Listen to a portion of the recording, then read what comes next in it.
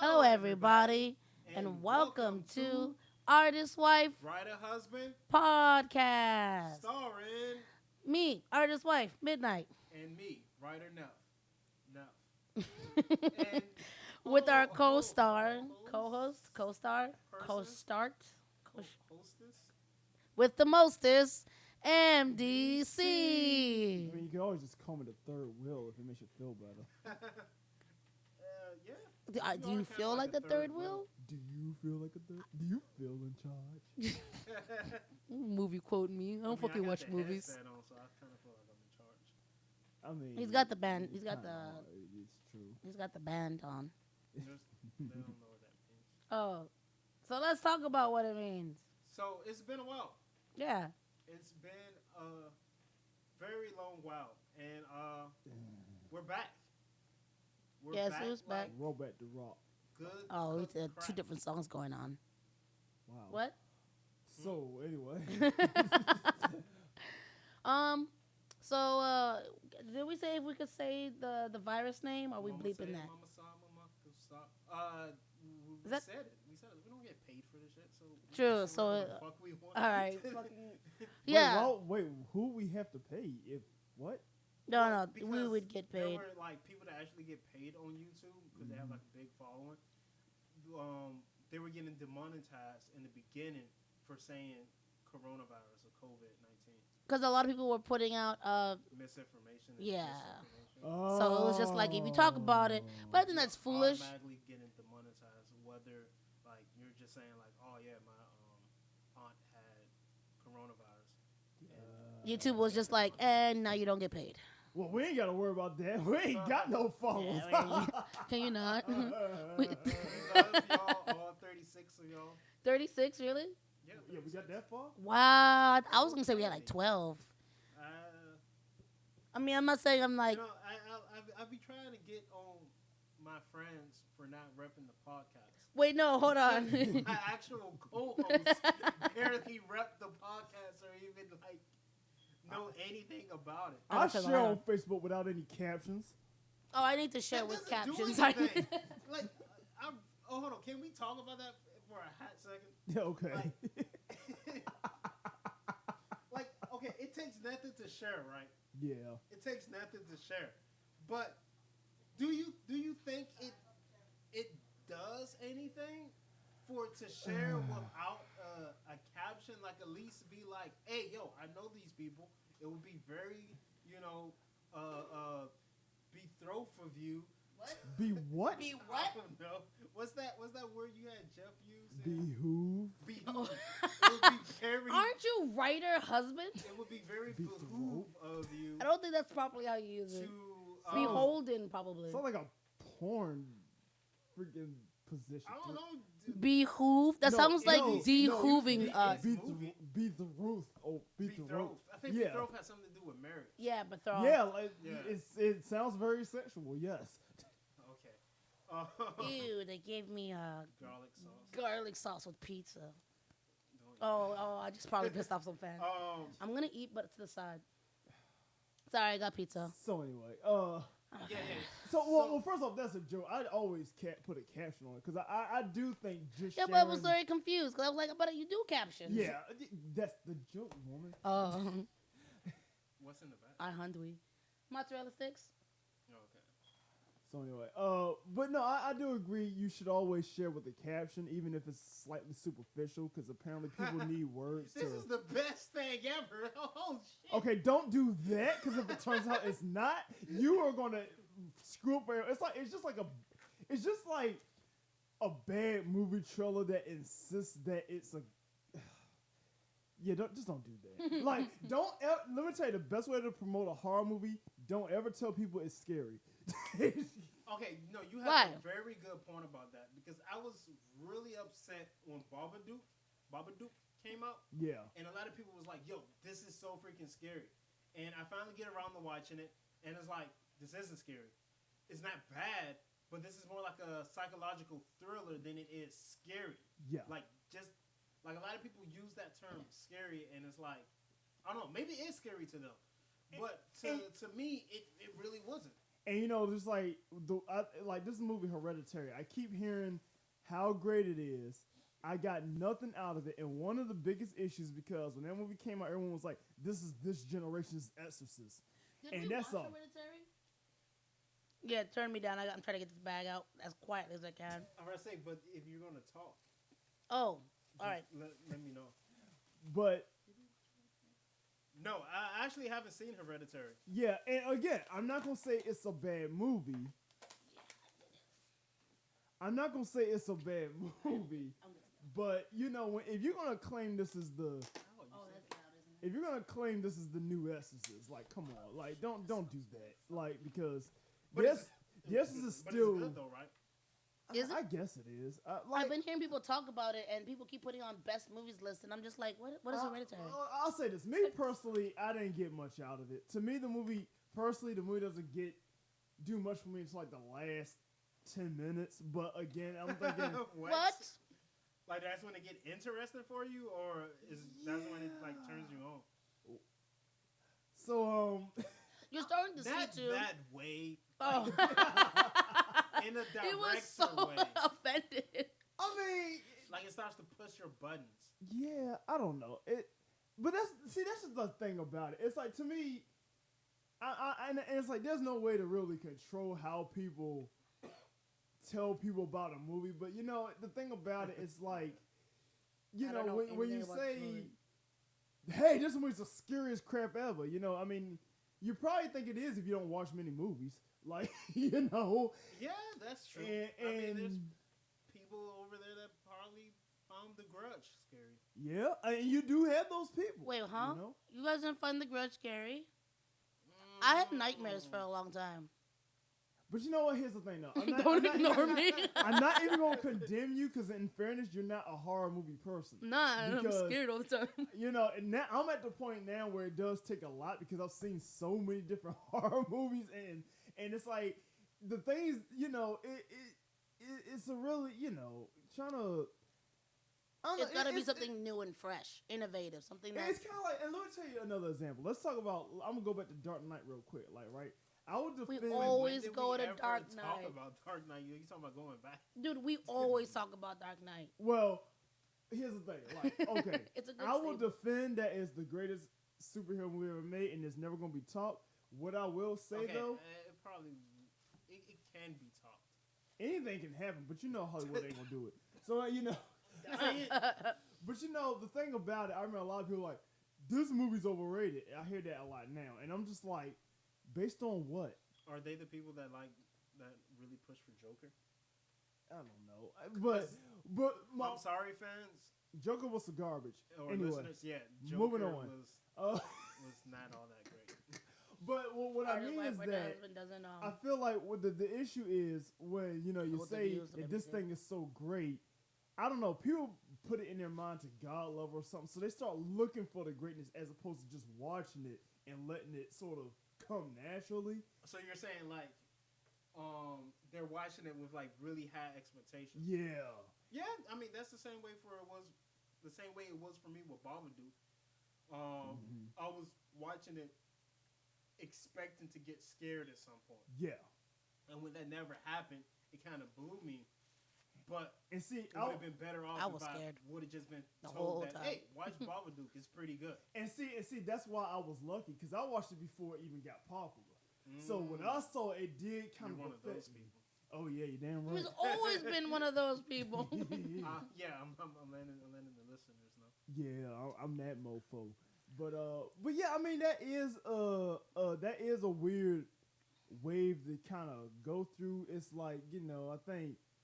I don't know. I don't know how you solve that issue, but You just I feel don't. like a lot of good works of art get hurt that way.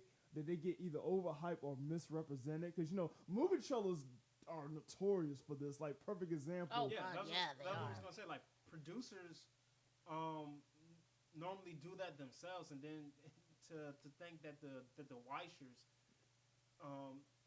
that the people that watch it can end up misrepresenting it. Like the perfect example of this movie called Red Eye that came out like the early 2000s, I guess. It was a Wes Craven movie. I thought so. I thought you were talking about that one. Yeah, and it's like the trailer made it seem like some supernatural horror. It's like she meets this guy on a plane, they single out Red Eye. But then the movie's actually a thriller. It's like not horror at all. And I was like, watch this movie like, and at the end I was like, I guess it was good, but I was expecting something completely different. That was exactly my takeaway. I mean, yeah, I was still thrilled, but Yeah. I was looking for actually a supernatural horror Yeah. flick. That's what I wanted at the Okay, time. you kind of reminded me of another movie that came out like in the 2000s. It was like these people stuck on an elevator. Oh, Devil? Yeah, And then right. You thought it was like it was supposed to be. Well, it made it seem like it was going to be supernatural Like somebody actually But was it- the devil on the elevator. or something like that. But I feel like it didn't really push that. Like the way they advertised it made it seem like it was going to be a certain way, but it kind of turned out to be more of like a disappointment. I know the thing. Now, I will say this about Devil. It's a movie I pretty much figured out 15 minutes into it.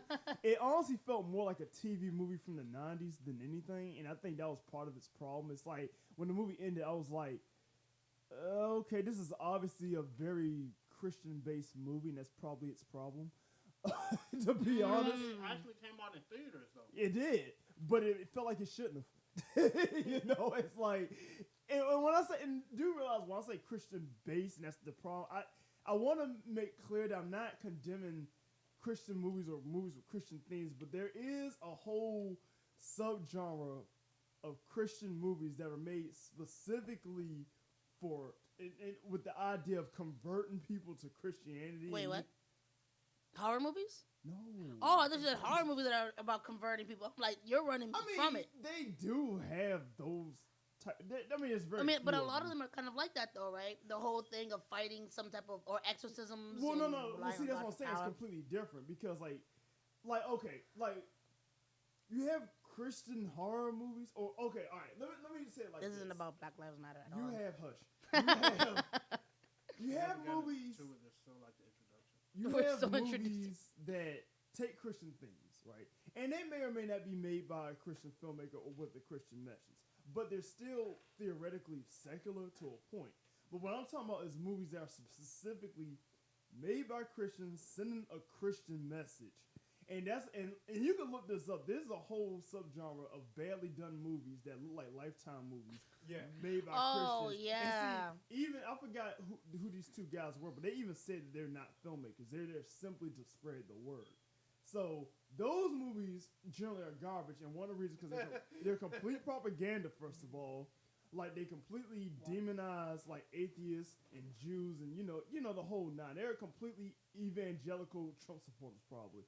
You know, like Kevin Sorbo has made movies like this, and so I'm not gonna say Devil Hercules, was right? yeah, Yeah. which is so ironic, and I'm not gonna say that Devil is that movie, but it's very much on that line where It's like I literally saw it that one time, and it kind of became like a vague. You want one as well? It just became like a very vague memory for me. No, I was saying, hug me, then just hand me the water bottle. yes, Oh, I forgot we have water bottles. Sorry. yeah, Devil was a very weak Be home. movie. Like Oh, I we can put the mean, water bottles. like totally pointless. I saw, and see another thing. Like you want to talk about like these Christian themed movies, like a movie like. There's been so many other movies like that that are just done better, like End of Days maybe or Stigmata, and I ain't trying to say no, neither one of those movies are great or anything. I'm just saying that they clearly weren't trying to press a Christian message. you Yeah, know yeah. what I mean? Where Devil clearly was that, and that was exactly its problem because it was nothing beyond that. It had nothing beyond that going for it. And see, to go back to the list of like, okay, so there's a list going around because Halloween's coming up, Yeah. which is pretty much the entire month of October for us millennials, the entire month. Yeah, it's still weak. He really? Actually, to be honest, I don't. Of all people, I don't start Halloween until the 13th Well, okay, fair. because it's hard for me to just jump into it. So I'm like, no, let me give him some time. What do you mean jump into it? We start now, September. It's pre-spoopy month. See, people like you gonna ruin Halloween. Watch, y'all gonna ruin. I it. am trying my hardest to not just get straight into just buying the spooky shit. I I mean, haven't actually shot for Halloween in years. Actually, I enjoy it, but he stops When me. was the last time you've been in spirits? Probably like 2 years ago. Do you want to go to Spirits with us this year? But guess what? I didn't buy anything when I was in there. Do you want to go with us to buy stuff this year? It's kind of like the same thing. I could go with y'all, but All right. wait a minute. We're going, Yeah, the Spirits like right across the street from where we go shopping at every week. but reasons. There's a list going around though. You know, they're like, watch these movies. They're the best, scariest No, they're Halloween not. movies. And on the list is Witch, Some of them are pretty good. Okay, which is good. Yes. which was not Okay, Witch good. was bad. What Which the was boring as shit. We Hold fell up, asleep hold on up. it. See, Wait, hold can I up. say my favorite part from the movie? I'm assuming by now everyone's probably, if you haven't, I apologize. Spoiler alert. I'm only gonna give a small The- spoiler. Was it the ending? Because that was the favorite part. Yeah, Was the it- ending was my favorite part. I When she mean- went back into the woods, started floating into the air. That was cool shit. Wait, which No, it was wasn't great. Cool. It was good Well, 'cause it when the was- it kids were was talking over. to the goat, that was cool. Now I'm gonna be real with you. Okay, now let me explain something about Witch. It's not for everyone at I'm all. about to say, It's please don't go the route of it's too complex for certain people. Because Sean likes it. well, Because I'm like, bro, the only thing that was complex was their fucking horrible Oh. drawl. Couldn't understand shit that they were Everybody fucking saying. talked in the movie just like this, and you Like- have to really try to understand. I'm just like, what are they? Do they have an accent? I can't even hear their voices. I'm like, yo, these are y'all ancestors. These ain't mine. I don't bro, go understand them. ahead. Because Wicked likes it. Wicked went on and on. He forced us to sit down and watch it. Fuck is wicked. Wicked. That's his name on the console. Or was it Cassius? Our Right. roommate? Yeah, Oh, Yeah, just say that. Wicked. Took me a he minute. ain't cool. Okay, first off, okay, It is okay, a cool. okay. It is a cool okay. name. I Okay, guess I'm gonna you're ask you a question. Yeah. What is the significance of him liking something? Well, yeah. he made us sit down to watch it and was hyping the fuck out of it, only for him to go to sleep and putting a nap, and for me to be like, I don't. This is Okay, so two You uninteresting. didn't have us watch that? Yeah, we were watching in the living room. You laid on the floor. I was laying on you. You had passed out. and You were my pillow. No, we didn't watch it with him though. Yeah. We watched it on our own. We watched it with him. Oh, he left after a I, while. I did not go to sleep on it. I remember that movie from beginning to end. No, I think you you're were probably asleep. thinking of something else. I don't watch very many horror movies. See, look at you. Wait, Wait, what? that didn't hurt you. I don't know why. It doesn't hurt. I thought you were saying it to him, so I saw you looking at me. Well, this is what I'm gonna say. Okay, I first off, distinctly remember every scene in Witch. I That's didn't fall weird. asleep on it. That is weird because I thought you were. Well, I might have thought you were asleep. Yeah, baby get taken. That was Yeah. sad as shit. Daughter gets in trouble for allowing baby to get taken. Two weird kids talk to goat. Mother starts Black going fella, crazy. black Daddy fella. starts going crazy. Dad gets killed by goat. Twins leave. That was cool. Well, dad gets rammed by goat and daughter kills. Sorry, guys, we're spoiling Yeah. shit. but see, okay, so It first was- off, never listen to There him was about- never a witch in the woods. Yeah, it was. Yeah. It was plenty of them. Oh yeah, there Did kind you of were. forget everything? The ending. Yeah, that's it at the ending. Oh yeah, there's the witches at the end. I want to be scared by some fucking creepy ass. Don't look at me druid. scared. You're not gonna get scared. That's a problem. God dang it. If when he hypes it up and said this is the scariest shit, I'm You expected to be let scared. him hype something up for you. This is why I don't watch it with him.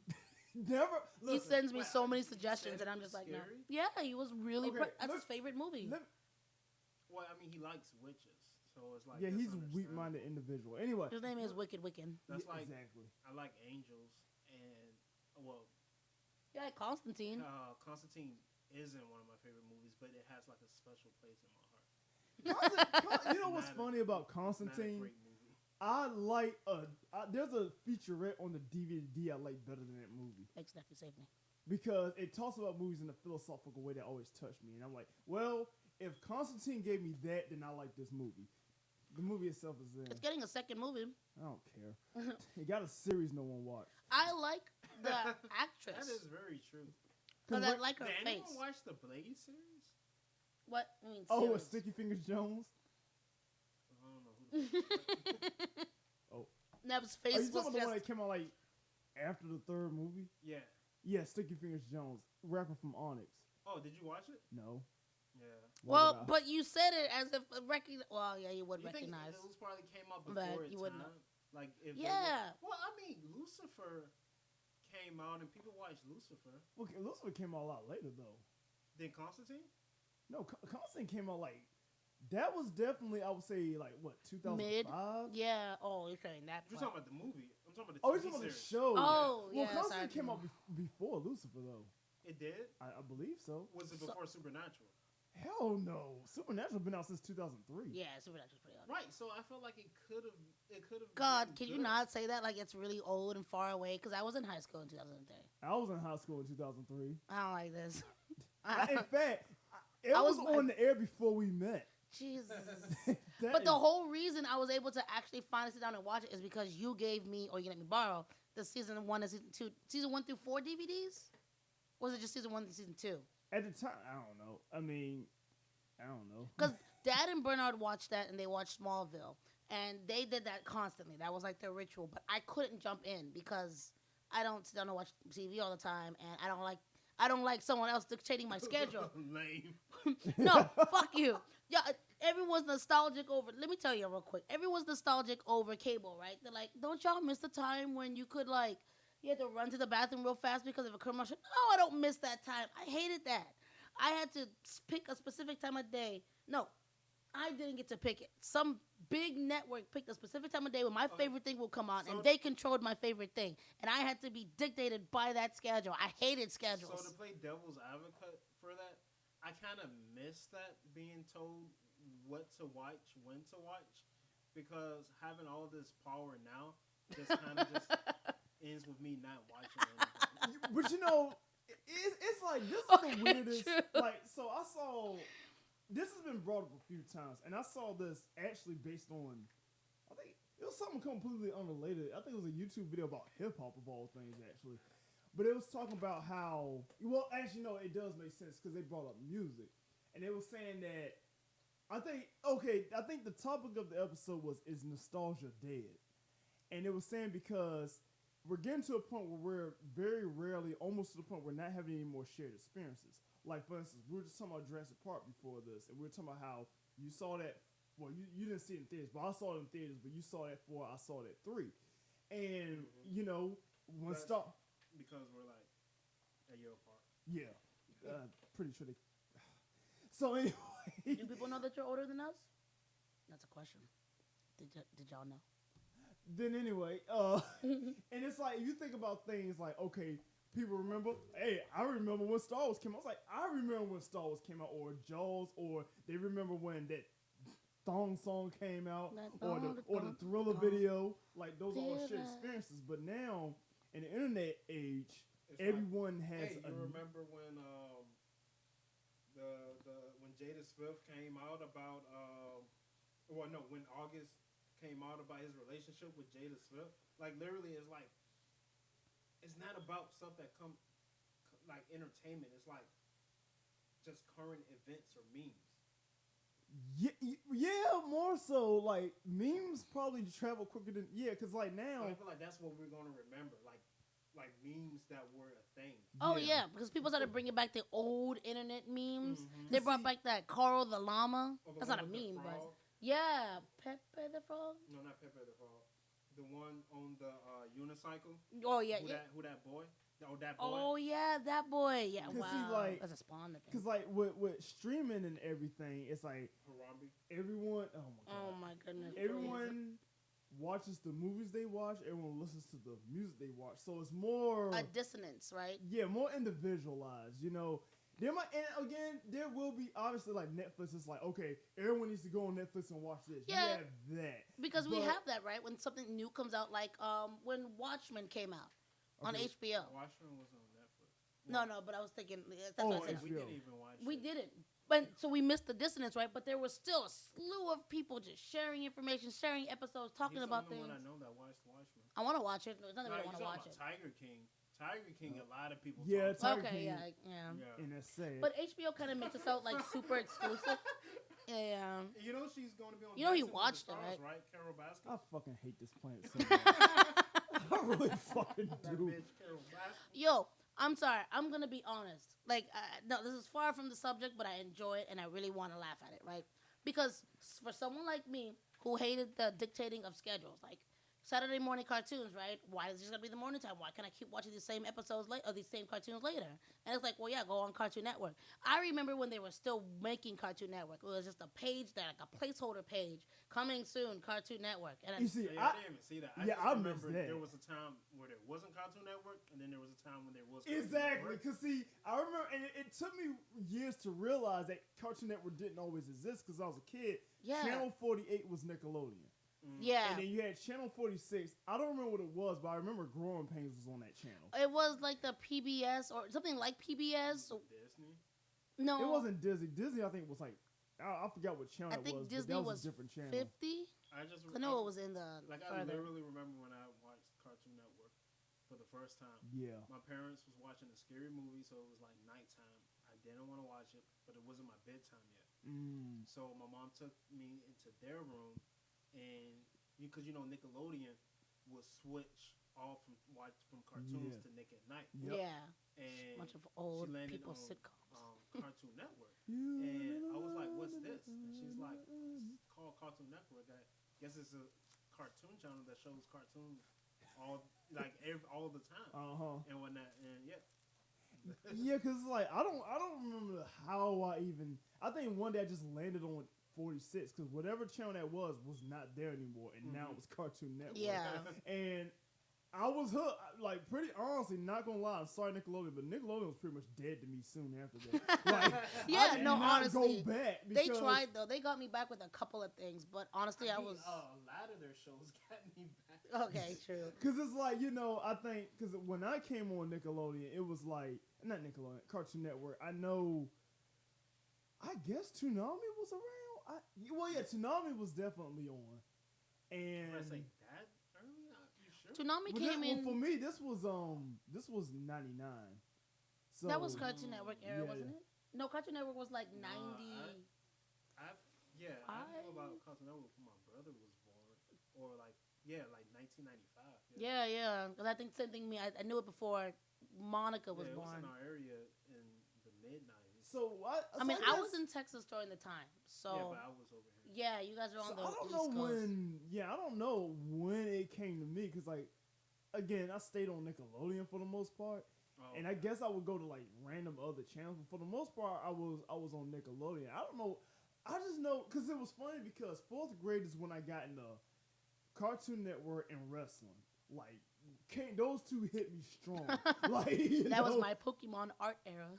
And see, I have no idea why I remember so distinctly. Stop, Jim. I'm sorry. I'm so sorry. I remember distinctly. It could have been because Dad was really into getting satellite or dish network or whatever it was. I don't remember what it was, but we were able to see the shows that were just blank slots. Yeah. And so all I knew was we got it later in Texas than you guys got it, so like it was already airing in parts of the U.S., but it just wasn't in Texas yet. But there was on Channel 46 a slot, and it had like the gradient of the pink and blue, and then like a little square Cartoon Network coming soon.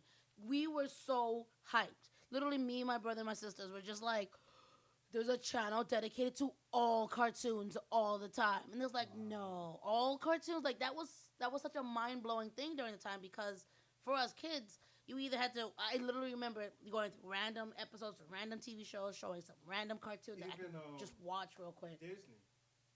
They had Disney so at many. nighttime would switch, like they had like a little whole segment where they start showing Zorro.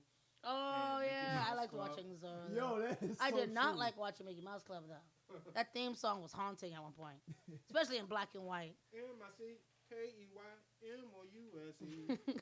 Flag. And it's so funny because like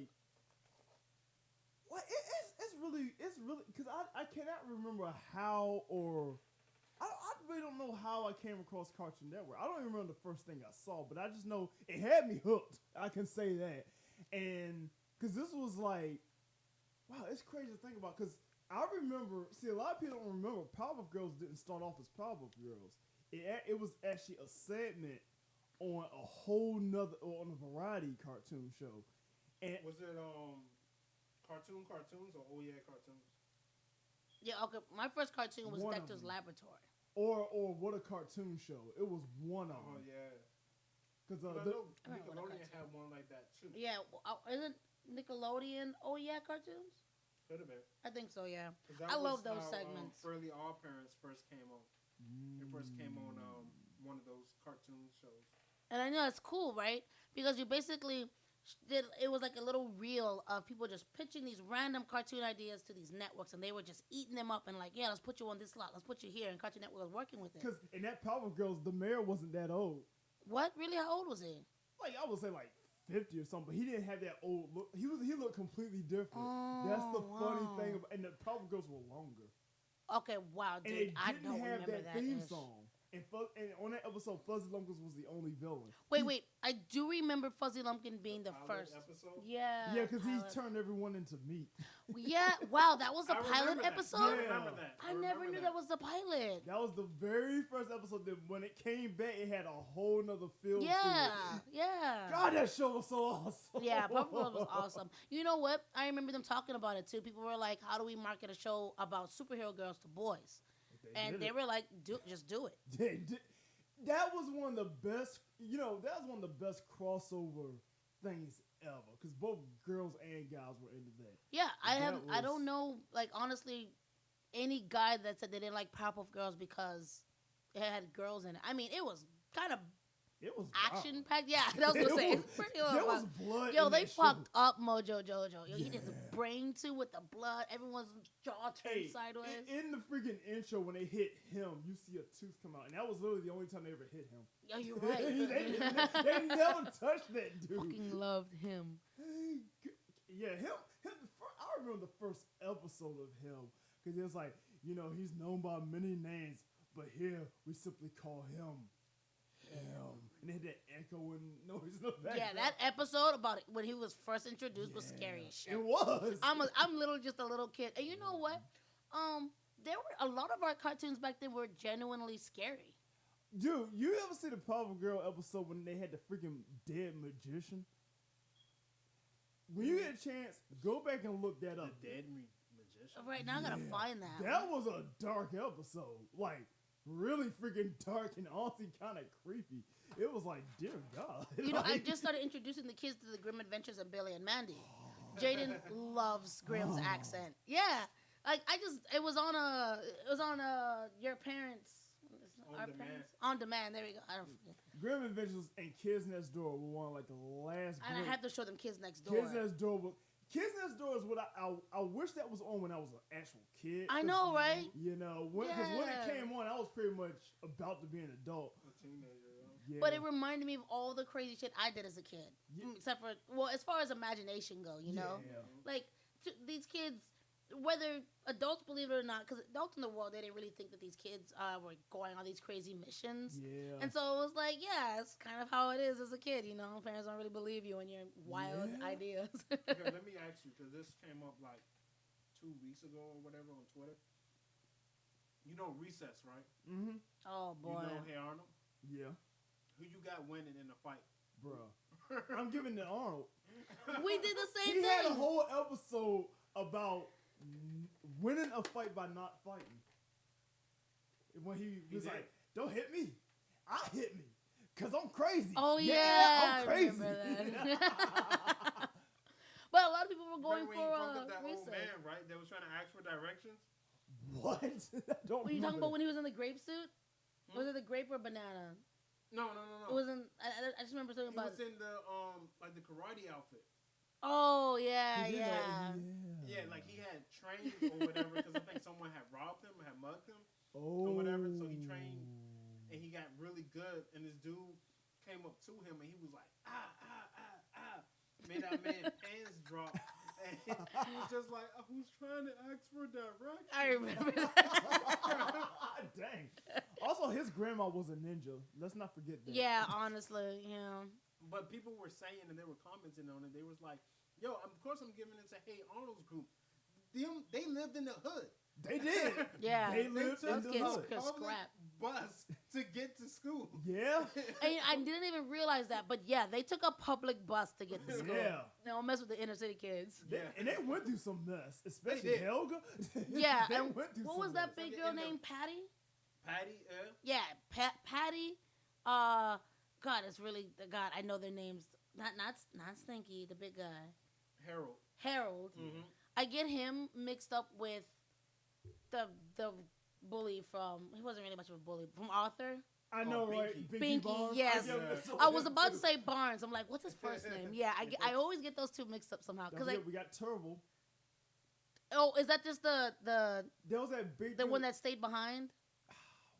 He I only remember one episode with him because I think they got him to play football, but I think he sprained his ankle. But he was like a big dude. Oh, the kid that stayed back so many times. Yeah, it's the kid that stayed back so many times. Turbo. Yeah. Turbo, yeah. Yeah, those Yeah, three the- alone. the- Oh, the- I mean, of course, and Helga because she's psycho. Oh, she, yeah, hell was freaking Yeah, crazy. she was fucking the people up. Yeah, yo. She Yo. every day she had no qualms about punching a kid with glasses in the That is face. true. Just Every day. backhanded Just my man. letting it swing like yeah, nah. she went hard. And Yeah. in the movie, they had to deal with gentrification. Yo, I never seen the movie. Wait, I thought the movie was about. Oh no, I've only remember the movie with the parents because the kids just watched that recently. Yeah, No, in the first one, yeah, they had to deal with gentrification. This dude was coming and they was going to like just mow everything down and whatever, and raise it up into like more expensive areas. You know what? It's funny that you mentioned that, right? Because someone I just made a post and was like, if you ever have a hard time teaching your children about cultural appropriation, the best example to bring up is Jack from Night Before Christmas. He was so enamored and so in awe with Christmas and everything that was Christmas, he didn't realize how bad he was by trying to actually steal Christmas. Yo, that And is take a it over. really good point. I never thought of it like that. Yeah, it's a That's really a good example of valid cultural point. appropriation. Like, Yeah, I never considered it like that. I Yeah. wonder now because then you mentioned this gentrification, and that's a strong topic that I kind of wish But you we still know, talked about. Hey Arnold went hard like that because Helga had an abusive father. Yeah, Wait, what? the mom definitely looked like she had to deal with. The was it the mom?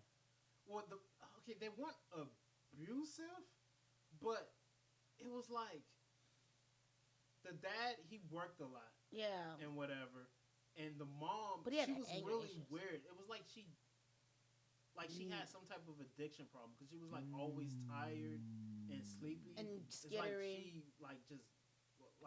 just always was drinking or something like that. Yeah, Gotcha. Because they love the fuck out of Olga, is that the older sister? the older sister. Yeah. But Okay. from what I remember, Olga didn't like her dad, right? no, she liked. I thought there was like a thing where she didn't like one of the parents. Mm-mm. Oh, okay, well then. Yeah, I knew there was something because they had an episode kind of dedicated to Helga in that way, and Because they always had these expectations for her to be like Olga and whatnot, and they never really paid attention to her. They would only pay attention to Olga. One of my favorite episodes, though, concerning Helga's father was when they were trying to remove the tree, and that made me a huge I was already in my eco protective whatever stance, especially with Ghibli movies, just shoving them down my throat like, yeah, fuck humans, protect the earth, and then this little 9-year-old me fuck humans. I didn't have a squeaky voice when I was a kid. I was more of fuck humans.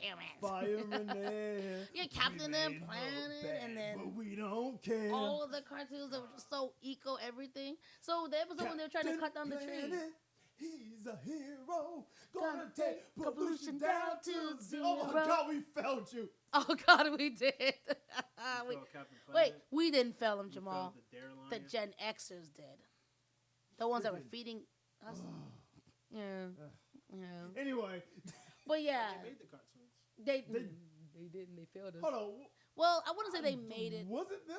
I would say it was the Boomers, but the Gen Xers were getting hired by the Boomers that would make those cartoons. I mean, well, it depends on how young they were. Whoever worked on True. Captain Planet. Cause it's I'm pretty sure. Because Ted Turner is the one that produced it, or Oh, yes. something. Why do you know names? Why is that But so yeah. important? You know, speaking of Hey Arnold, you know what I always looked at as the grown up Hey Arnold? And y'all ever seen Downtown? Is that a cartoon? It was, but it came on MTV at night. No. Let me see if I might recognize it. Because at one point I was eating up any channel that had cartoons on it. I I was know, trying to right? eat it up. Because this was Yeah. the era of Spawn. Ooh, I shouldn't I have been was- watching that as a kid. I shouldn't have been, but I did. And I watched I Vampirella. said the only MTV Remember I tried to cartoon talk to you about that know- and I just couldn't figure it out? Stripperella. The Stripperella. only cartoon I know is Did you really just get Vampirella missing with? I was Get gonna say out. Stripperella, Beavis and Butthead. Get out. but then someone corrected me. Oh yeah, Beavis and Butthead. Oh, yeah. You know, it's funny. I never seen a single episode of Beavis and Butthead. I want to have this talk. Okay. Oh yes, I did watch this. You watch Downtown? Yeah, I watched Oh, is it Downtown. Downtowners or Downtown? Downtown. I remember Okay, seeing this. Downtown sounds familiar. No, I was thinking of the Weekenders. But Oh, Downtown okay, sounds. I don't remember anything about this show, but I did watch it and just stare mindlessly at a screen while it was on because it was something to only watch. For one season. Yeah, I was I gonna don't say remember it very wasn't long. around long because I only Yeah. saw maybe like a couple of episodes of it, but I remember it very vividly. Like it caught my attention. Yo, people need to stop Yeah, I never seen it. shitting on Western animations. Literally, Oh. I've Fuck. seen too many times. First, hold up. Before you even hold on, let me interrupt you right there. First of all, this is universal. Anyone that shits on anything completely is shitty. Because let me tell you something. I got my favorite genres of music. Generally speaking, there's no such thing as a bad music genre as a whole. Yeah. Like, you just got to get away from the mainstream stuff because I think the jokes about country music, but that's some good country There's music. some good country listen. music. We'll listen to it. I used to be that person where I'd be like, screw country, but right now I got a little bit of Dolly Parton, I got a little bit of Marty Robbins, I got a little bit of Johnny Cash. I have pretty much a playlist of country now because you just have to find I've the had right Johnny stuff Cash for for you. a while too. Oh yeah, Johnny Cash had that crossover appeal too. So Oh, okay. you know, well Dolly kind of did too. Yeah, but I said Dolly too because I listened to Dolly a couple of times before I even knew who she was. It was just Yeah. But you know every genre, and I battle this especially with hip hop because you know you got those people out there that will be like, oh it's all thug and womanized. I'm like, never first of country. all, that is one aspect of Yeah. a humongous genre. You're like, you know, there's so many different types of hip hop. There's so many different types of metal. What you could go down the line, and I that's one thing I get defensive. I'm like, do not ever talk like. Even like, let me tell you a genre that's hated, like crunkcore, right? Wait, that sounds cool. Why? So crunkcore is basically 2005 in the music genre. It was like a mix of. It was like screamo, hip hop. Okay, yeah, I thought you were talking about that era. It initially sounds terrible, and most of it is. But I'm not gonna lie, I did hear this one song. I'm like, okay, that kind of grooves. Do you a little remember bit. what it is? It was by this girl group. I don't remember their name. That's They cool. made this song called "Let's Get Laid," and that song's insufferable as hell. But there was this other song they made. I'm like, yo, I actually kind of get with this, and it's good if you don't take it seriously. But one thing I've learned about music, especially like people sometimes like, you listen to weird stuff on purpose. I'm thinking, you know, before I just listen to stuff I got into, but I've honestly learned to like weirder stuff. Like, let me give you a perfect example. Back in the 60s, early 70s, around that whole era, there was this musician called Captain Beefheart, and he made this album called Trout Mass Replica. It was considered at the time to be probably the worst album ever made. Right? I listened to it because now it's a cult classic. Like a lot of like very like established musicians put that as their favorite. In fact, it's on the list of like I think top 100 albums of all time. What? Now here's the thing though. Initially, it sounds crazy. Like the first song on the album is called Frownland. And at first, I remember I think there's a comment on YouTube that said it best. Like first minute. Hey, this sounds pretty cool. 1 minute in. Never mind. And you know, it's funny because I had the initial reaction, but then the more I thought about it, and there's a video by I think some YouTube channel that I like. I think it's called crap.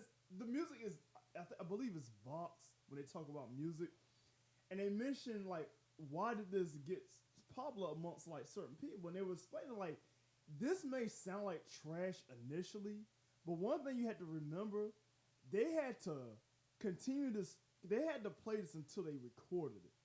Meaning, it may sound like a jumbled up mess, Mm-hmm. but it's still organized enough to be played repeatedly. Meaning that it actually does have organization to it. And I thought about, I was like, that is true. And the more I listened to it, the more I kind of picked up on like all the percussion and whatnot. And there's songs on that I legit love. Like my favorite song of that album is Moonlight over Vermont. I'm not saying that right. Moonlight, I don't know, something Moonlight over Vermont. And I just freaking love that song to death. And one thing I learned about in general, like a lot of people, like especially older generation, they're like, that ain't music or whatever. And it's like, it's easy to understand why they feel that way because they're used to this. So when they hear something vastly different, like, you know, you come out of jazz and hear hip hop, you're going to hate it for the most part.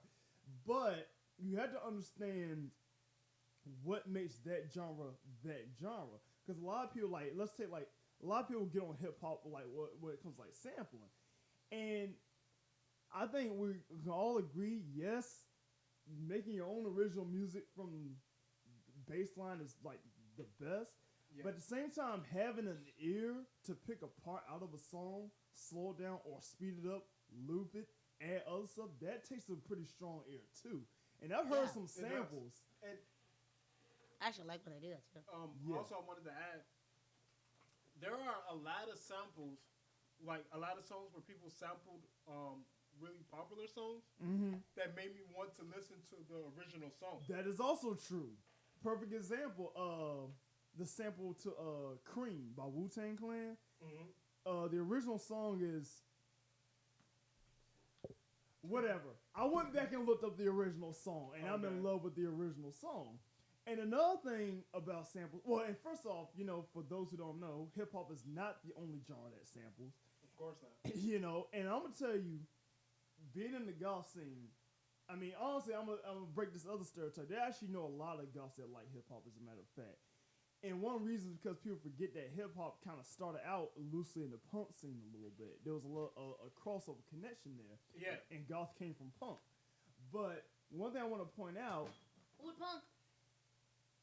I just knocked something over. Oh, okay. One thing I learned at some point. Yeah, one of the most iconic bands in the goth scene is Susie and the Banshees. Now, any elitist would be like, you know, this music is so superior to hip hop or whatever. A lot of them don't know one of their biggest hits is called "Kiss Them For Me." They sampled their beat from a hip hop song called "PSK" by Schoolie D. This blew my mind. D. Yeah. Not to mention that song is considered arguably the first gangster rap song. So yeah, there you have it. Like you know? people shitting on things, but not understanding where it even came from. Like, did they even know that Western animation inspired Japanese animation? And vice versa. But I mean, like, literally, also, like American cinema, right? Inspired a lot of cinema from other countries. Dude, yeah, a lot like Bollywood. You want to talk about like Western references in anime? That goes way back to, like, you know, there was a crossover between Westerns and samurai movies. There's remakes going both ways. Yeah, you like know? you guys, the people in it are anime. They're weeaboos, and I consider myself a weeb, but you know, partially because you know I also realized the joke on it in of itself. And like one of the things is that these weeaboos are shitting on Western animation like you didn't grow up on it. Yeah. Like, how did you get into cartoons? How did you even find anime? You didn't just one day wake up and be like, I want to watch anime. No, for a lot of us, our first introduction was watching cartoons on TV. You was like hating cartoons. You probably wouldn't get into anime. You know, and you know what trips me, really trips me out. Also, not all Western animation looks like Loudmouth from Netflix. Mind you, Loudmouth is Big Mouth. Sorry. Big Mouth is purposely meant to look like that. Fuck you guys because you entirely missed the X-Men, which one of my favorite animated series. You really missed Batman the animated series. Yo, which Batman, is hands down one of the greatest. One cartoons. of the greatest, and not all of them are comic based. You have oh god, I had a good list in my head and I lost it over a couple of minutes. I mean, but you're right. I mean, and there's different types of Western. I mean, there's different types of anime. Yes. What, you guys don't know about Doraemon? Like that little chibi dumb looking thing? Sorry, that little blue cat thing. I really. No offense, but Shin Chan was pretty ugly. Yeah, Shin-Chan was pretty ugly. Shin-Chan. Just like they have their silly looking cartoons, so do we. But Yeah. that doesn't define the entirety of anime. And and speaking of What's like, animation? when you talking about people forget where their crap came Dude, from. Ghostbusters cartoon was cool as shit. Sorry, I love There's it. something weird and it don't look good. Who you gonna call? Busted makes me feel good. I had to. I'm sorry. I was about to be like, hire him. Never mind. He gonna do that the entire Busted time. makes me feel good. I bet it does. Doesn't help that they're shooting out the little things from the. Let me stop. Anyway, but the perfect example of like hating on like first of all, if you listen to any genre of music that started in, let's say, like the 80s, you do realize it came from other stuff, right? Like, you would not have metal without rock. You would not have rock without blues. You would not have, like, I ain't trying to get too much into race and all that, but I just want to say there's just been a thing lately where we talk about racism and the goth scene, metal scene, punk and whatnot. And I'm thinking, at their core, all those genres are black and came from black people. Like, perfect example, let's talk about Bauhaus real quick. Like, What's up? it's a goth band, one of the most iconic goth bands. Mm-hmm. They made a song, in fact, they made a song called Bela Lugosi's Dead. And it's considered the #1 goth song, basically. But here's the funny thing about that song. At its core, it's a reggae song. Oh. Yeah, if you listen to it, it's pretty much all reggae rhythm, I guess is the word I'm looking for. Mm-hmm. But that's not the only time they've done it. They had this other song called She's in Parties. Basically a reggae song. And see, what a lot of people don't realize... But they're a golf man. Yes. Because see, here's the thing. Remember, goth came from punk. Punk took a lot from reggae. Because a lot of Jamaican, immigrants went to England. And... Yeah. And, so there was a lot of shared cultures. As a matter of fact, skinheads originally came from working class whites and working class Jamaican immigrants. Because they got together, they were pretty much in the same dishes, whatnot, created a subculture. The whites were like, hey, the Brits were like, we like this music. So that's why there was a huge ska. Gentrified for us. Well, not necessarily, because they a lot of times they had bands together. Like Yeah. white members in I Jamaica. feel like that's I want to say that's only an American thing, because of course it's not. But the idea of, we already know that rock and roll came from, blues, right? Or is it Yeah. blues came from? Yeah. But the rock and roll of today isn't the rock and roll that was originally created by blacks. It had to be gentrified and kind of turned into what it is today. Well, see, here's the thing. Well, and this and at is the same where time, is that like this is where I alternative get mad at both black Hard and white rock? I people. don't think you're using the right word, gentrify. Am I using appropriate? I don't know. I just think it evolved to where Evolved? it is today. Like, I don't think that it was necessarily appropriate. Yeah, and see, this is why. That's as if saying that there weren't blacks in rock and roll at one point.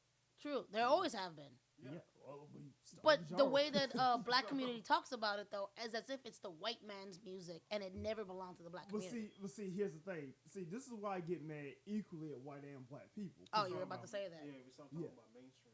Because both of them fail to understand that, because, like I said, going back to, like, okay, let me talk about, like, the ska scene in Britain. Like I said, you had the Jamaican immigrants, and you had the working class, mostly white Brits.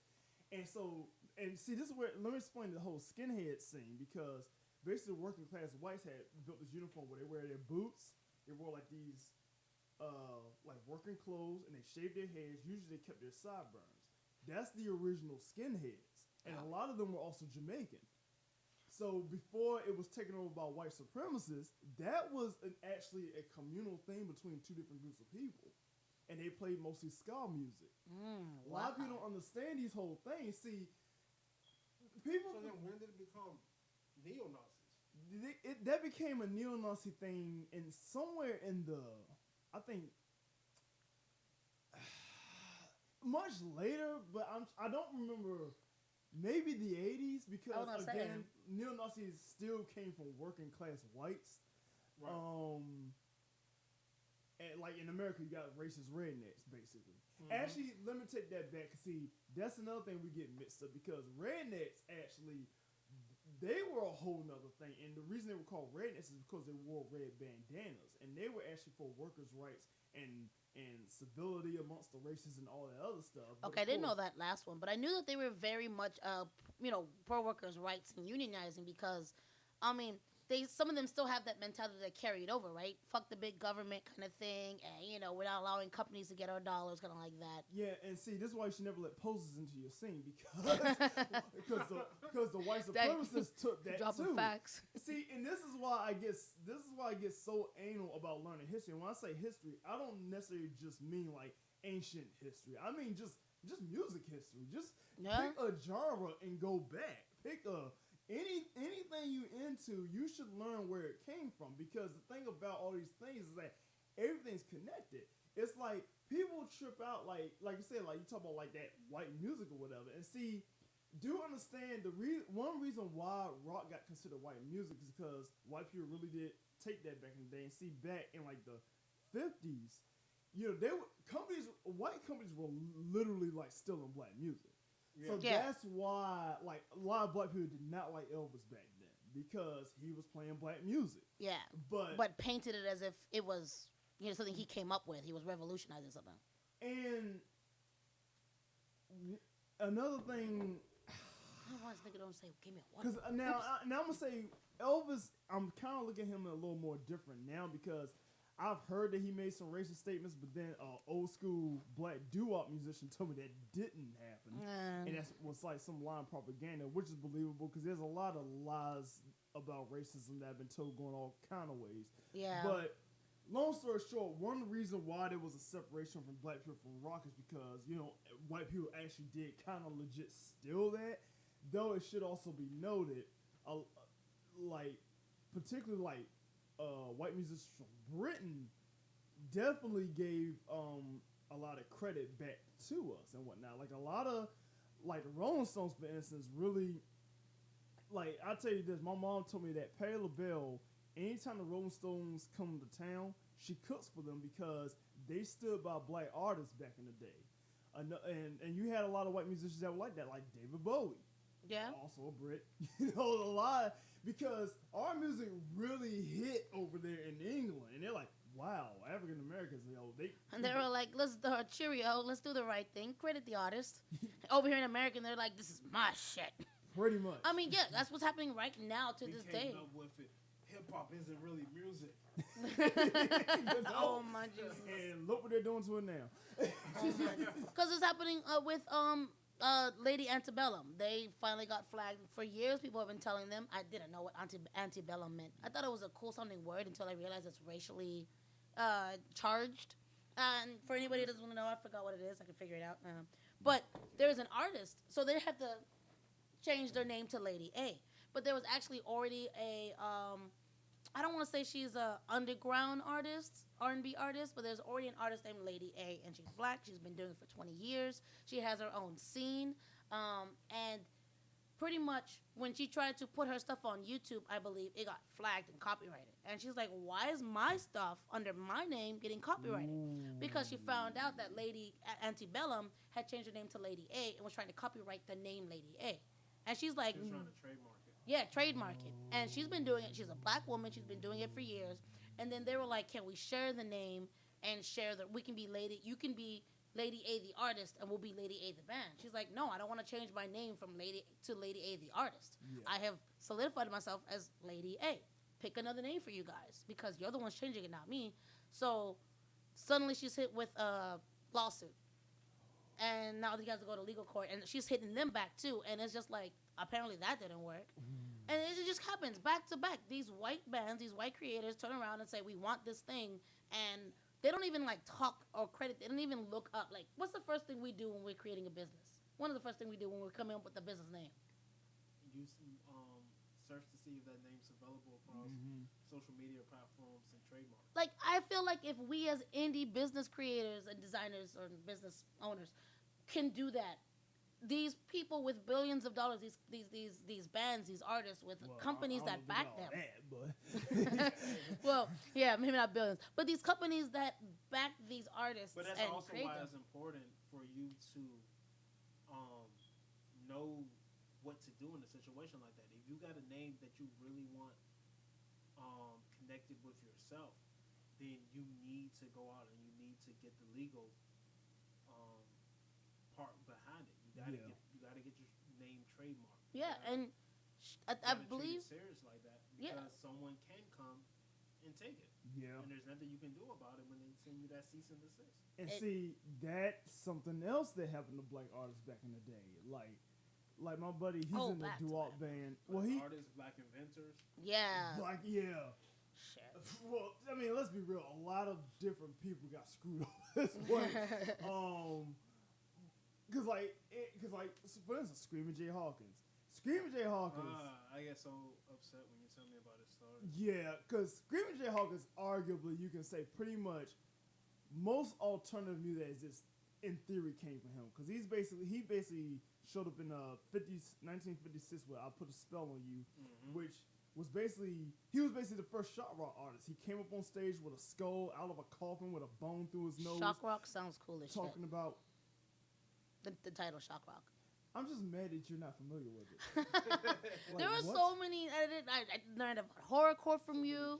I didn't even know it was called crunk rock or what do you call it? Crunkcore. Crunkcore. I mean, it's not worth remembering, but But it's funny because of that era exactly. Just to say, Nathan, we got him into Party Like a Rock Star, and he loves it. Every time we get in the car, he wants to put a Party Like a Rock Star. It's the only song from that era.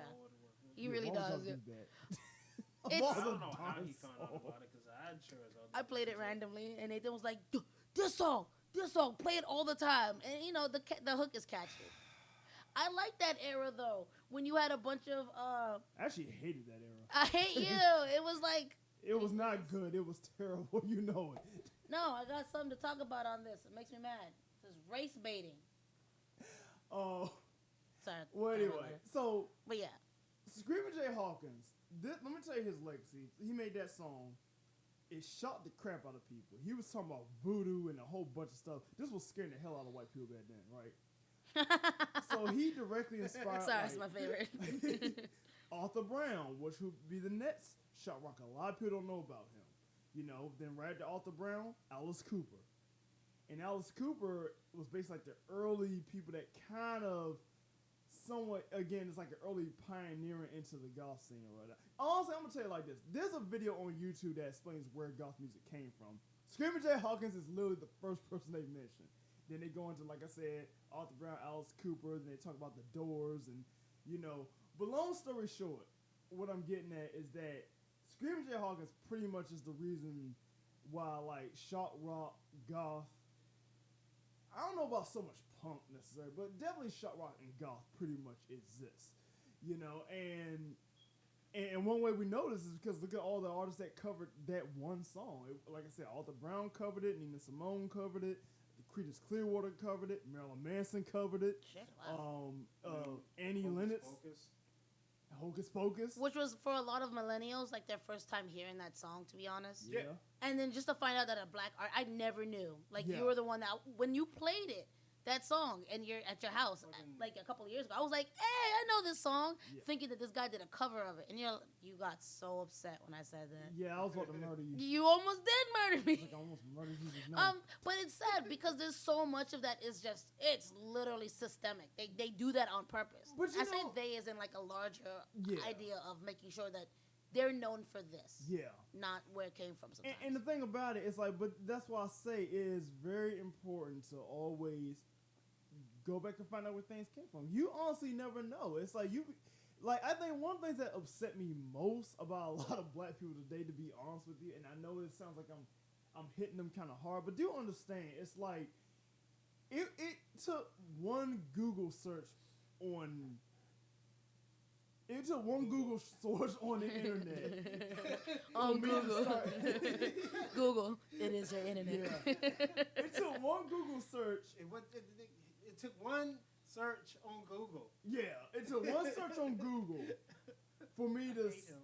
to basically for for me to basically start learning about ancient Africa, and it's like it's hard. You know, it is difficult to find accurate information, but at the same time, the information does exist. It's not like it's completely eliminated. All you gotta do is look for it. We were talking about that too. How revolutionized, like we lived through the technological boom of all this ish. Yeah. Not even 100 years ago, people got all of the information from newspapers and radios and word of mouth. Yeah. The TV had just came out in like the 30s. Television lasted before that, but Technicolor was like the late 30s. I think of the Technicolor. No, TV didn't come out until the 50s. Yeah. What? But no, Yeah. because Snow White was the first That was color. in the theater. That's not TV. Oh shit! And that's an even different genre because what was filming was already produced in theaters. That was there for a while, of Yeah. course. Yeah. But But like televisions television. and then Technicolor or televisions with color came out, like you said, in the Color 50s, television. 60s. Yeah. Well, no, TVs came out in the 50s. Color TV, that might have been in the 70s. 70s. Jeez, like Yeah. all this shit is so And so see, new. that wasn't even the norm in the 70s. It Like, wasn't. I- I was gonna say that was also expensive as shit. Yeah, Like when the first cell phones came out, bruh, ugly and expensive. yeah. Like when you saw a person with a cell phone, they were a business person. That's Yeah, pretty how much. you had to have that money for these ugly Yeah. big ass blocks. And then when Blackberries came out and people were trying to get all over those were expensive. Yeah. Excuse me. So it's just like, relatively speaking, yes, information.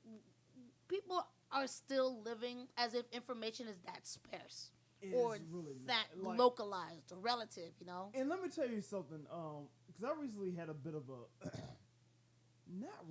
well, it was kind of a revelation, but more of a, I'm to the point in my life where I don't use the words idol or I don't use the words idol much anymore. But I will say there's occasionally, famous people or whoever, whatnot, that I definitely find a strong kinship with. And recently, that became George Milius. Now, you're probably like, who the heck is George Milius? You had done some posts. I have not. Yeah, wasn't that the guy with the movies? Okay, I haven't made any posts directly about him yet. Oh, okay. No, you haven't Yeah. done that. You've just been Yeah. talking about the movies. Yeah. Or the I just movie. Shut up, Anna. Fine. God. My bad. So, honestly, mostly only movie lovers will even know this guy. But let's just say he's most well known for this movie called A Trip to the Moon, which is basically considered the very first sci-fi movie. And this came out in the early 1900s. I forget, like 1903 or something like that. And it's only like 20 minutes. In fact, the last I checked, it was on Netflix now. Mm. Now, I honestly never really looked much into this guy, but thanks to this mockumentary that I hate called Fury of the Demon. I thought you said you liked it. No, I hated it. It pissed me off because it's not real. What's it called? Okay, so Fury of the Demon. Was it a good mockumentary? Yeah, but I thought it was real, so it hurt my feelings. Oh, yeah, I know. Your Yeah. fault. No, it was JC's fault for telling me that was freaking real. I hate him. I love him. But long story short, the thing that mockumentary did get right, because they talk about George Milius a lot, and they were talking about his life. And of course, I researched it and turned out this is true. What I did not realize about this guy is that he introduced the dream world into film. Before him, film was mostly just random images. Film was new, so they mostly just shot like just mundane things like, hey, this is people walking. Hey, this is a train. Hey, this is two people kissing, and that caused a lot of controversy back then. So that's all film really was. But he had this philosophy that film can show us our dreams. So this man made the first fantasy movie, the first sci-fi movie, A Trip to the Moon, Ooh. and the first horror movie. And you said it also Wow, the first that's cool. pornography, right? Well, first adult film, yes. Cute. Yeah, he actually did the first adult movie too. Like this guy started 4 freaking genres, but he's made over. I think his original count was about 500 movies. He was really prolific. How do you find time? Well, I mean, it was his whole life. But there was just a random insert. But okay, so There was a recent were the writer that did like 91 books in 3 years. were the okay Yeah. Were there How? 91 good books? I don't know. I can't say that. But that was my first here's thought. my thing, because it's like, okay, are they all like feature-length films or just No, short? they're Oh, shorts. okay. Right. Okay. Because So this I is- can see that. This yeah. is before features. Like I'm this just is sitting before here features. and I'm just like the man who couldn't fart. But now, We're filming it. now, if you were to ask me, are they all good? And I would say, I haven't watched all, because only, I think, 100 and some of his movies survived. Oh, okay. But, and How I many haven't, have you watched so far? I've watched maybe one and a half DVDs full. What is that? How many movies is Okay, that? I don't know. I didn't I count. don't know how Was it like 90 minutes? Okay. You give like an estimate? All right, calm down. All right, I've watched. Like, how many movies can you put on a DVD? I don't know. They're shorts. Move, Like move. 2 Like, hours, what? right? How long is a show? Well, I've seen the DVD that's like 2 hours and 50 minutes long. So Also, did you say you saw a short that's 2 hours? no, and 50 minutes I've long? seen DVD. I've seen DVD have 2 hours and 50 minutes on it. I I should mean- say. You ain't never watched a 3-hour DVD, Anna? You ain't living. No, I don't think I have. I fell asleep trying to watch the She first never Lord of the watched Rings. Lord of the Rings. I knew it. I knew it. I'm sorry, I was a kid. And- And But I did go back and watch the one with Smaug. Smaug? Get out. I know everyone hates it. I Get know. out. Get out. What is she talking about? She's talking about the Hobbit. Hobbit, yeah. It doesn't even freaking count. It doesn't apparently. But I prided myself on watching both the movies You just for should've. people to tell me why the fuck did you waste your time? I'm just Go, like, go punish yourself. just get the. Any freaking way. Okay, I would say I probably watched I'm gonna watch it. maybe 40 of them. Okay. Now, it's really hard for me to say. And now I'm gonna say this: if you were to ask you, are all of them, are the ones I watched good? I would say this: none of them were bad. But let me tell you why his movies are significant, because he was Well, doing. I mean, they were in the DVD. Like, I'm not going to put the bad ones in the DVD collection. Okay, first off, well, they're supposed to be all his movies, all his surviving I movies. mean, if you did that and I did a collection, I would punt the story of Threes just because it's Jamal's first voice acting gig. That one went a little over my head, so I apologize for that. I am re-editing that, so just so you know. So anyway, well, first things first. One thing I forgot to mention about George: before he was a filmmaker, he was a magician. Oh, yeah. That's right. cool. Shit. So he knew how to trick people's eyes live. So when he got the camera, he did like this thing called the troublesome heads, where he like takes off his head like 4 times, and they're all there like laughing and whatnot. Just quirky little stuff.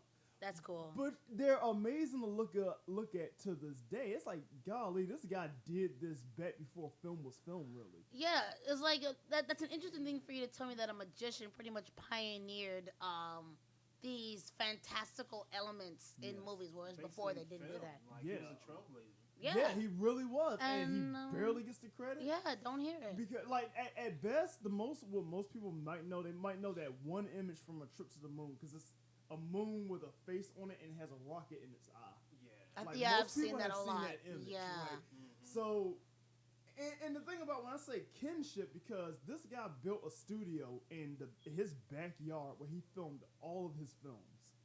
He had his whole crew back there. They painted the stage and they did all this crazy stuff back there. He acted in pretty much, I don't know about all of his films, but most of them. His wife was in most of his films. He had done all these crazy costumes. I mean, he put so much work into all this amazing stuff. And I found myself like, I can actually really relate to this guy because I'm doing shorts. And one thing I've done in almost all my shorts is I always have some sort of camera trickery. And I made that kind of a trademark because I say, what can I do with very little? I've built costumes, my own costumes. I've acted when I needed to. I did all kind of camera tricks. Like, a lot of people love when I did anger management and I made the cups float. And people were like, oh my God, it's freaking amazing. And it's like, just a small camera trick. All I did was find a white wall and put some white string to lift the cups up. And because it's in black and white, you don't notice anything. When I did Shadow of the Beast, everyone loves the werewolf transformation at the end. All it is shadow work. Everyone loves the pumpkin opening up and Remember the 31st. Like these little camera tricks. I'm thinking how many things can I do with just enough imagination? So when I watch his movies and I learn like this story, I'm like, oh my freaking god, I'm George Milius. And that's why you said that. Yeah, it's like I really realized, like, holy crap, I'm kind of, because I mean, I ain't gonna sit here and say he's my favorite filmmaker. He's definitely like top 10 now that I realize. Do we this. really have one favorite of the thing we really love? I do have one favorite. What? My favorite color is green. Oh, dude, when it Black, comes to colors, black, I can't black, just pick one. black, That's crazy. Number Wait, so you lied to me? You one. said it was green too. Oh, yeah, but like what shade of green? Okay, Exactly. Okay, I'll give you that. That's pretty. Yeah, I clever. can't just pick one shade of green, and then I like teal, and then I Most like vibrant shade of green is mine. neon, No. hard light. I don't even know my favorite shade of blue, to be Rich. honest, because depending on the added surface would determine which blue I like better. Yeah, that too, right? But with what? Like like so for me, I pick my favorite color green based on how it looks good on me. But that doesn't necessarily mean that's my ultimate favorite color green. That's just my favorite color on me. I will say I do like the black is black. I mean, so You know, I'd be You guys remiss. are my favorite people. Aww. mhm. But you know what? You bring a point I wanted to say is I think that's what's missing out of a lot of mainstream stuff, and that's why I can agree with you on certain things that mainstream kind of ruined a lot of good. Mainstream's based around money. That's the problem. Yeah, because you lose authenticity. When Yeah. things go into the mainstream, it's not necessarily the fact that a thing became mainstream. It's sometimes for me, it's because of what gets produced because this thing is now mainstream. Because you're always gonna get the copycats, and they're all gonna be lifeless, soulless. Yes. Oh man, yeah. Yeah. Like you can do an entire video. I feel like someone already did if you search on YouTube or whatever of all the films that came out after a Disney film. Oh my Yeah. gosh, yes. Like, Now some of them are beloved to me, like the ones you can I tell rent. you, I've never seen them. Like. There used to be a blockbuster. There was a whole You wall. got like the genie's lamp or something. You know what I'm Yeah. talking about? It was very, Yeah,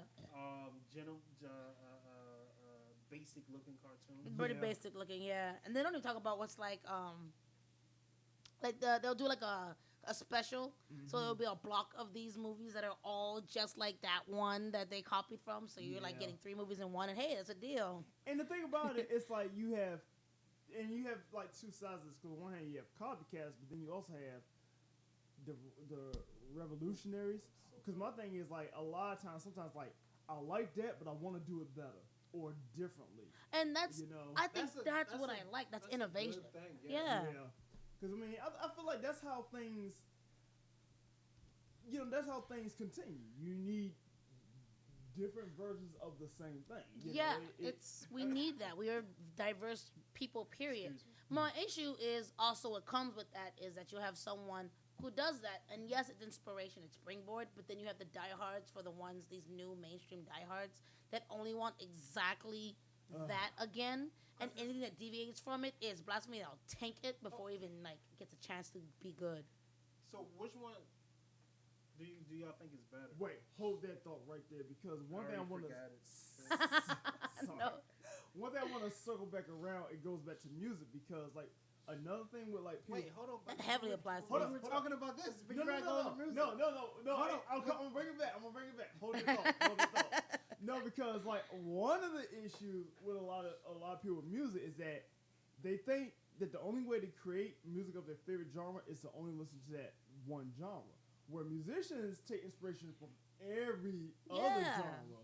Same thing with movies. Same thing with other Books, works of art. same thing. Yeah, every work of art, everything you create, it has to be diverse. Yeah. You can't just take from one source and say that you've perfected this. You don't even know if you made it better. You just stayed within the boundaries of it. Exactly. How can you break the mold of something if you never even left the mold? Yeah. Damn, that was sexy. I mean, you said it with this John Milius. Yes.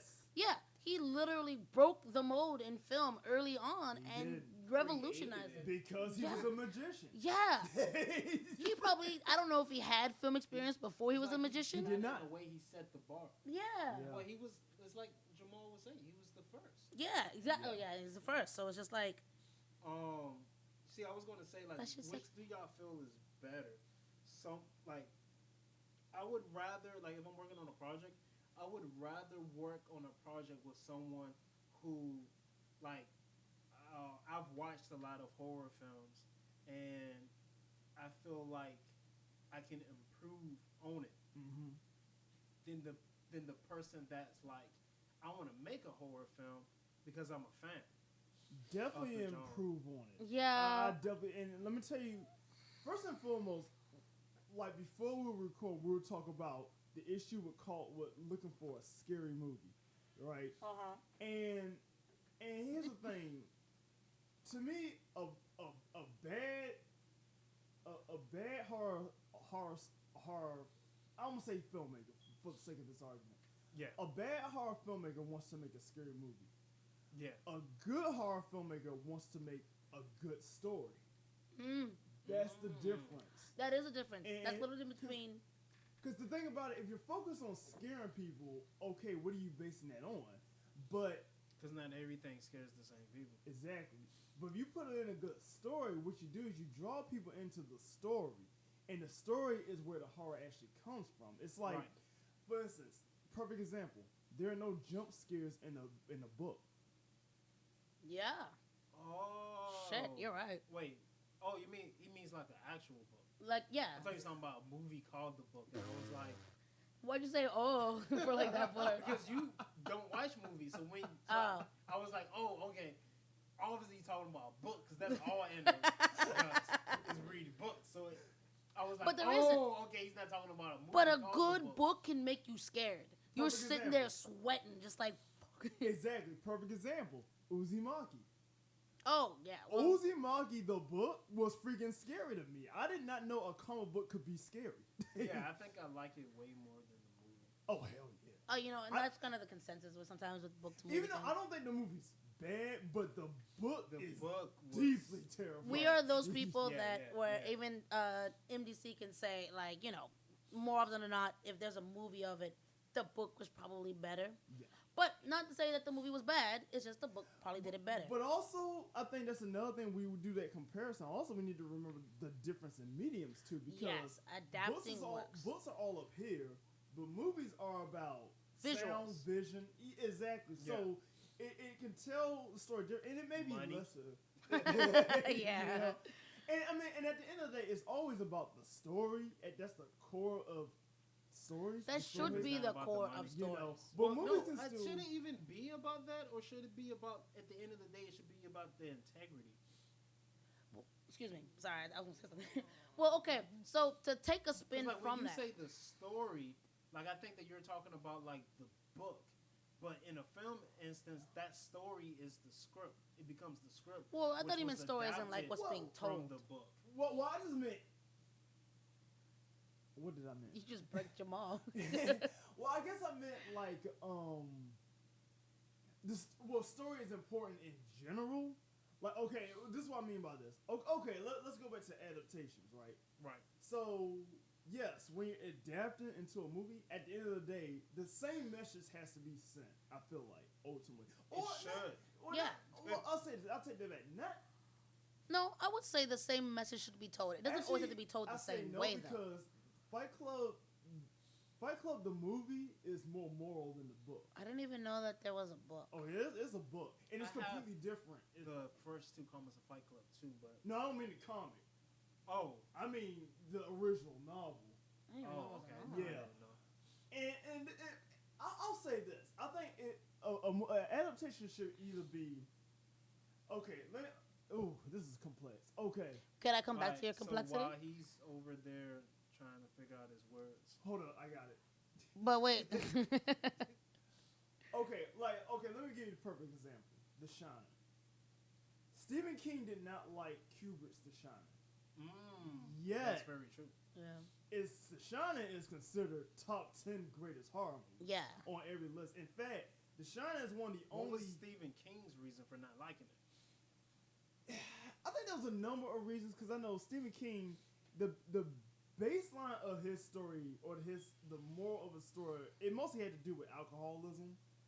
Where The Shining, the movie, takes on a lot of different things, and there was some changes Kubrick made that he didn't favor. I can't remember everything. Damn, he said The Shining is like a big, beautiful Cadillac with no engine inside of it. Damn. But yet, The Shining not only is it's probably the biggest crossover horror movie, but me being a horror couture, what I'll tell you, The Shining is one of the only 5 horror movies I would consider anyone considering for number 1. And there's only 5 horror movies I feel like can be number 1, and that's one of them. And the thing about it, someone did make a perfect Stephen King adaptation movie, and it was not all that good, or at least nowhere near as effective as Kubrick's. So one thing I'll say. And I think the thing about it, I think if you're gonna make a good adaptation, there's 2 ways to do it. You either get it's harder to say because like obviously you need to take the story. You either do what's there in a different medium, or you improve on it, or go about it in a different way. But the point is, you have to respect the source material. Okay, Is so what I'm trying to get at. yeah. It's like Watchmen, for instance, is something I've been going back and forth about. you have been, yeah. Yeah, see, I never read the graphic novel. It's hard for me to get into it, but It has like that I remember he told me that 80s it's a comic style? difference. Yeah, it's a difference. I like it. Yeah. Where in the movie, remember, at the end, it was Dr. Man. Well, Ozymandias made it seem like it was Dr. Manhattan that caused that whole destruction of the cities. But in the comic, it was actually aliens. Yeah. Oh wow, I did not know that. Mm-hmm. Because I Also- liked the betrayal of it all. To go back to The Shining right quick. Yeah. So Stephen King didn't really care for it because The Shining was very close to home for him. Yeah, and I will say I knew Because that. it was about his struggles that With- he dealt with alcoholism. Yeah, when you said it was about alcoholism, like, oh, you know what? Then so that sounds like his personal demons. Yeah. But how do you adapt someone's personal? And So see, it Yeah. was a thing where it was like King was probably too close to the story. Yeah, I mean, and that's the thing that happens though, because it still went on and became one of the best stories, Oh, okay. one of the best So, horror movies. in King's book, the lead character returns to his loving self and warns his family to run away before he murders them both. In the movie, the character simply freezes to death. In other words, Jack Nicholson's Jack isn't redeemed. Yeah. And for if it's about his inner demons or his personal trials with alcoholism, yeah, as a person who's like I'm pushing and I'm manifesting that demon Right. into my work, I kind of want a redemption arc for myself. The writer Yeah. sees Jack as a decent man caught in a bind with his vices and the terrors that unleash in the hotel.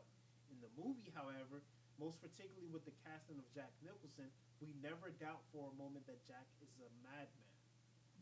It's simply a matter of when he will wreak havoc. And I mean that's another discussion we can have. When are those decisions okay? And another thing, I feel like we had that talk too. Yeah, another thing I want to point out right there, talking about that. Now, this is also the effect of scaring people, right? right. So years ago in 2004, there was this special that came on Bravo called 100 Scariest Movie Moments. Y'all might be familiar because they used to play that every Halloween just to have it on TV. Yeah, I think I'm And it's talking about like the scariest movie moments. Oh yeah, talk in about film. that for Poltergeist. And Poltergeist was on the lineup for that. Yeah, it was. Yeah, a couple of scenes for Poltergeist actually. So okay. Oh. So The Shining was on pretty high on the list. I want to say I don't remember the number. The point is, it was high Like on in the the list. top 10 or no? Now was that because of the Maybe. hotel scene? Can I get to the scene? Oh, sorry. It was in a hotel, so, So- I don't know what I'm talking about. The scene now, back at the time, I didn't understand what made the scene scary, but it was the scene when Shirley Duvall, or Jack Nicholson's wife in the movie, had come across. She was looking for her husband, came across his script or story, and throughout every page it said, "All work and no play makes Jack a dull boy," Yeah. over and over and over. Yeah. And then he shows up and says, "How do you like it?" And she screams. At the time, I didn't understand what made that scary. I was thinking, how is that scary? Then I watched the movie as a maturely minded adult. Yeah.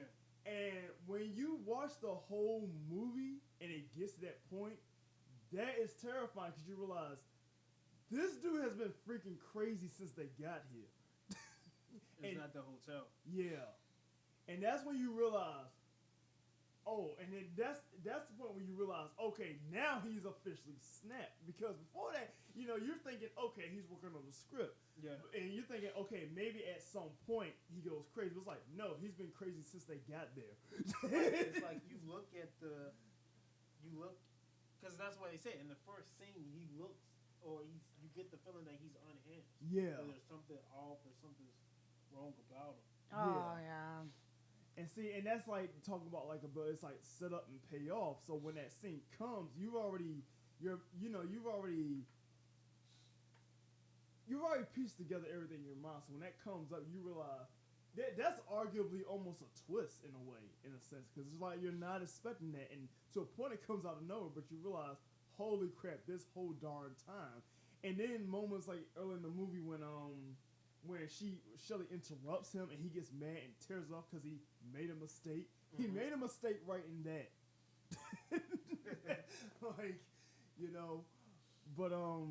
But no, that's a very good example. There are things that have been generally liked by the public, but its creators hate it because it's so different from the actual book. Yeah. Actually want to dedicate, I do want that conversation. I think we had it before, but I like it nonetheless. And I want to go back to your question, but not now. We'll save it probably for when we talk about more anime related stuff. Fan-made stuff versus, what was it? Fan-made versus innovative? I don't know. What would you, so what would y'all refer to yourselves, like the genres that y'all find yourself wanting to create in? Like, I'm pretty sure y'all want to call yourself fans. No. I got too many original ideas, baby. Words are scary. And what I mean by that, it's like, because like, okay, like you say genre. Now, I will say most of my stories are horror, but definitely not all of them. Like, in fact, I would say, when I come up with a story, I don't think of the genre. Kind of same here. And it's like, because to be honest, you can take any concept and twist it any kind of which way, really. Yeah. I mean, like a murder can be a horror story, or it can be a crime drama, or it could be a thriller, or it could be a comedy. It really can be anything depending on how you treat it. I think some of the best works are when you can't really pin down and define what genre it belongs in, because it has the best elements of different types of genres. Yeah. Like, for my story, Dare the Hunt, it's a western, sci-fi, fantasy, action, adventure, gritty. I don't say gritty horror. I would say it's a suspense. Okay. And those are elements that are like I didn't decide over the. I decided over the years, but like they didn't immediately. They didn't immediately shape, like they weren't what shaped the story. I wrote the story, and then that's what I picked out of it. Those are elements that I zone in on the most. Yeah. If I were to narrow it down, I couldn't do it any less than 2 or 3. Yeah. Because there's so much of those genres that I heavily focus on. Yeah. So it's like, yeah, it's hard for me to say that I'm a fan. I am a fan of things, and things have inspired me. So I guess the conversation I want to have later on is, when do you draw the line from being inspired to being a fan? Okay. Yeah. Yeah, because I feel like it could be it's a very thin line that some people mistake. Yeah. And not saying that it's bad to be a fan of stuff. No, I of mean, course I'm not. obviously a fan of good stories. But yeah. Let's. I definitely want to get into that next episode. I got an anime episode coming out sometime. This episode definitely for us, bro. Like we came in sitting down. We had a plan. It totally didn't get to that. But it feels good because it's been like a few weeks since we've done this, and I definitely want to continue.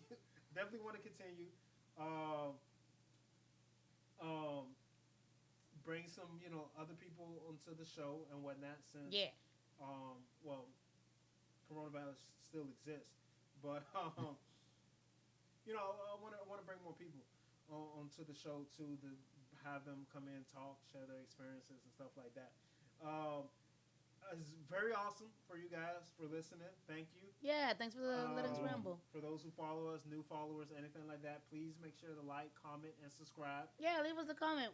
Whatever you want to say You that we have talked to do about. all three. It's mandatory. Oh, Yeah. I'd like it if you For comment that something. algorithm, you boy. Visit us on social media. There's the AWWH Facebook page. Because I don't say this a lot, and I actually supposed to be saying it every episode. You can follow MDC on his Instagram. That's mostly where he bees.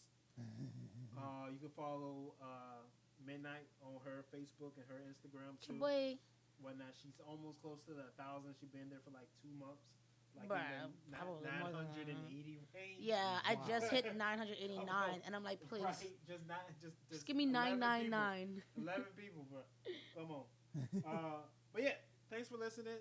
Check us out next week's episode. Anything else y'all want to add? Yeah, us people. No, thanks for watching. What? Sorry. I don't even know what that first word is. I don't All right, well, I got some creepy shit to show my wife in the dining room. Peace. Whoa.